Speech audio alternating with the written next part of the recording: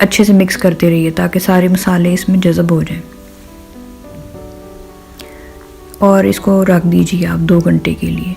Oil आप heat कीजिए और इसमें अपनी फ़िश को आप फ्राई कीजिए। ऑयल को तेज़ गर्म होना चाहिए और कढ़ाई में ऑयल थोड़ा ज़्यादा होना चाहिए ताकि दोनों तरफ से अच्छे से पक जाए। और आग आपने तेज़ ही रखनी है, हल्की आंच पे कभी भी फ़िश को फ्राई नहीं करना चाहिए, उससे इसके अंदर पानी पैदा हो जाता है और ये क्रिस्पी नहीं रहती। देखें तेज़ आंच पे हम फ़िश को फ्राई कर रहे हैं और जब इसकी दोनों साइडें पक जाएं तो हमने डिश आउट कर लिया है। अब आप देख सकते हैं कि कितनी ये क्रिस्पी और यमी फ़िश तैयार हुई है।